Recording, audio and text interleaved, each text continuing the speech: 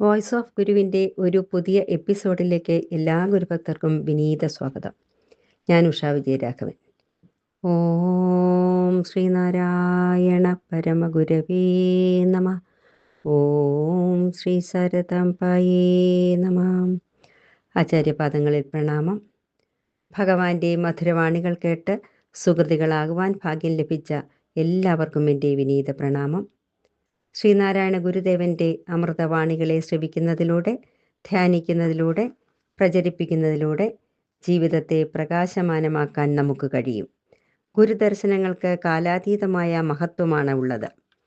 ഗുരുദർശനങ്ങളുടെ വെളിച്ചത്തിൽ ജീവിതത്തെ സമീപിക്കുവാനുള്ള കരുത്താണ് നാം ആർജിക്കേണ്ടത്. ആ കരുത്ത് എങ്ങനെ നേടിയെടുക്കാമെന്ന് കാണിച്ചു തരികയാണ് ഗുരുസാഗരം ആധ്യാത്മിക കുടുംബമാസികയിലെ ഓരോ പങ്ക്തികളും. ഈ ചാനൽ നിങ്ങൾ ഇഷ്ടപ്പെടുന്നു എന്നറിയുന്നതിൽ വളരെ സന്തോഷമുണ്ട്.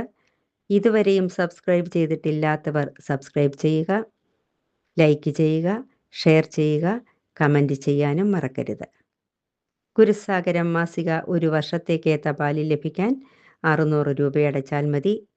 വെറും 60 രൂപയടച്ചാൽ സിംഗിൾ കോപ്പിയും ലഭിക്കുന്നതാണ്. പണമടയ്ക്കേണ്ട ഗൂഗിൾ പേ നമ്പർ 8078188858.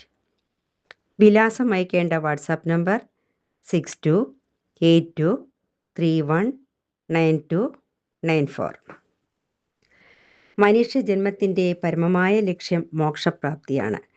മോക്ഷം കൊതിക്കുന്നവർക്കുള്ള ഗുരുതീർത്ഥം നിറച്ച പൂർണ്ണ കുംഭമാണ് ഗുരുസാഗരം മാസിക. അത് നുകരാനുള്ള ഭാഗ്യം എല്ലാ സുഗതികൾക്കും ലഭിക്കട്ടെ എന്ന് പ്രാർത്ഥിക്കുന്നു.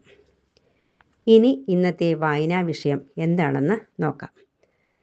ഗുരുസാഗരം ആധ്യാത്മിക കുടുംബമാസിക 2026 ഏപ്രിലക്കം നല്ല കുടുംബം എന്ന പങ്ക്തിയാണ്. സ്വന്തം വാശി കൊണ്ട് മറ്റുള്ളവരെ വലയ്ക്കരുത്. മനുഷ്യരാണ് നമ്മളെല്ലാവരും എന്നത് ഒരു സാമാന്യ ഘടകമാണ്. എല്ലാ മനുഷ്യർക്കും 2 കണ്ണ്, 2 കൈകൾ, 2 കാലുകൾ, 1 തല, 2 ചെവി എന്നിങ്ങനെ ആകൃതിക്കും പ്രകൃതത്തിനും പൊതുഘടകങ്ങൾ ഏറെയുണ്ട്. എന്നാൽ എല്ലാ മനുഷ്യരും ഒരുപോലെയല്ല. എല്ലാവരും മറ്റെല്ലാവരിൽ നിന്നും വ്യത്യസ്തരാണ്. ആധുനിക കാലത്ത് ഒരു മനുഷ്യനെ തിരിച്ചറിയാൻ കൈവെള്ളയിലെ നനുത്ത രേഖകളും കൃഷ്ണമണിയും തെളിവായി എടുക്കുന്നു. 600 കോടി മനുഷ്യർ ഭൂമിയിലുണ്ടെങ്കിൽ അവർക്കെല്ലാം വ്യത്യസ്തമായ ആകൃതിയിലാണ് കൈരേഖയും കൃഷ്ണമണിയുമെല്ലാം. അത്രയേറെ സൂക്ഷ്മമാണ് പ്രകൃതിയുടെ സൃഷ്ടി രഹസ്യം. ഒരമ്മ പ്രസവിക്കുന്ന ഒരേ പിതാവിൻ്റെ മക്കൾ ഒന്നുപോലും ഒരേ സ്വഭാവമോ പ്രകൃതമോ അല്ല. പെരുമാറ്റം, ചിന്ത, പ്രവൃത്തി എന്നിവ കൊണ്ട് നമ്മളെല്ലാവരും വ്യത്യസ്തരാണ്. ഓരോരുത്തർക്കും ഓരോ നിലപാടുകളും തീരുമാനങ്ങളും ചിന്താരീതിയും കർമ്മ പദ്ധതിയുമുണ്ട്. വികാരങ്ങൾ ഒരുപോലെ ആവില്ല. ചിലർ ചെറിയ കാര്യങ്ങളിൽ വികാരം കൊള്ളും. ചിലരെ വളരെ ഒന്നും ബാധിക്കില്ല. അത്രയും വ്യത്യസ്തതയാർന്ന മനുഷ്യർക്ക് സമൂഹമായും കുടുംബമായും ജീവിക്കുവാൻ സാധിക്കുന്നത് എല്ലാവരും പരസ്പരം ക്ഷമിക്കുകയും സഹിക്കുകയും ചെയ്യുന്നത് കൊണ്ട് മാത്രമാണ്. അങ്ങനെ സഹനവും ക്ഷമയും പരിശീലിപ്പിച്ച് ഒരു വ്യക്തിയെ സമൂഹത്തോടെ ഇണക്കിച്ചേർക്കുന്ന ഏറ്റവും ചെറിയ പരിശീലനശാലയാണ് കുടുംബം. എന്താണ് കുടുംബത്തിൻ്റെ ധർമ്മം? ഓരോ വ്യക്തിയെയും സമൂഹത്തിൽ മറ്റൊരാളെ സ്നേഹിക്കാനും സഹിഷ്ണുതയോടെ പരസ്പരം അംഗീകരിച്ച് ജീവിക്കാനും കഴിവുള്ള ആളാക്കുക എന്നതാണ് ഒരു കുടുംബം സമൂഹത്തോട് ചെയ്യേണ്ട ധർമ്മം. അതിന് ആരാണ് പരിശീലനം നൽകേണ്ടത്?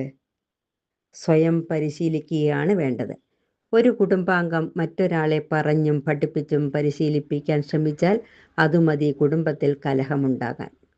എല്ലാവർക്കും ഒരേപോലെ ബാധകമായ ഒരു ജീവിതശൈലി സ്വീകരിച്ചും പരമാവധി സാഹചര്യങ്ങളിൽ ആ പൊതുഘടനയെ വ്യത്യാസം വരുത്താതെ കൊണ്ടുപോകാൻ ശ്രമിച്ചും കുടുംബനാഥനും കുടുംബനാഥയ്ക്കും റോൾ മോഡലുകളായി പ്രവർത്തിക്കാൻ സാധിക്കും.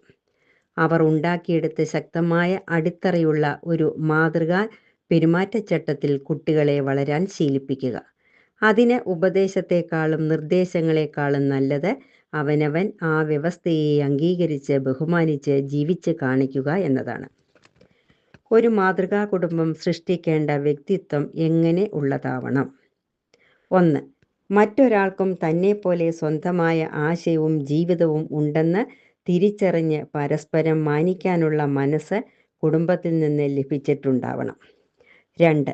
തൻ്റെ ഇഷ്ടവും അനിഷ്ടങ്ങളും സുഖമാർഗങ്ങളും മറ്റൊരാൾക്ക് ബുദ്ധിമുട്ടുണ്ടാക്കാതെ പാലിക്കാനുള്ള വിവേകം നേടിയിട്ടുണ്ടാവണം.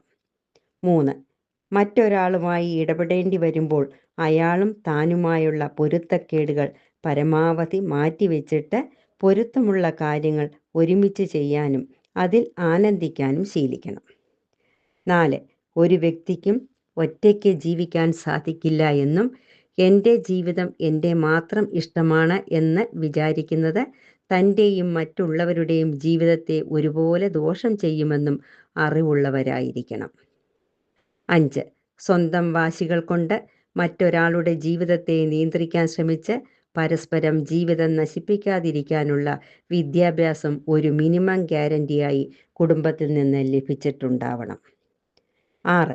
ഇപ്പറഞ്ഞ കാര്യങ്ങൾ വായിച്ച് ബോധ്യപ്പെട്ട് ഇങ്ങനെയൊരു ഫലം കിട്ടുന്ന വിധത്തിൽ സ്വന്തം കുടുംബത്തെ എങ്ങനെ പരുവപ്പെടുത്താമെന്ന് എല്ലാവരും സ്വയം ചിന്തിച്ച് പരിഹാരം കാണുക.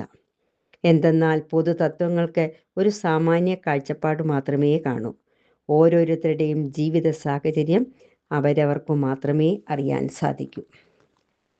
ഇന്നത്തെ വായന ഇവിടെ പൂർണ്ണമാകുന്നു. മാസിക ഇപ്പോൾ ഓൺലൈനായും വായിക്കാവുന്നതാണ്. www.gurusaгаram.com എന്ന വെബ്സൈറ്റിൽ ഓൺലൈൻ വായന ആസ്വദിക്കാവുന്നതാണ്. ഇനി വായിക്കുവാൻ സമയമില്ല എന്ന് പറയുന്നവർക്ക് മാസികയുടെ ഓഡിയോ വെർഷനും ലഭ്യമാണ്. ഇതോടെ ഇന്നത്തെ എപ്പിസോഡ് ഇവിടെ അവസാനിക്കുന്നു. വീണ്ടും കാണാം. നമസ്തേ.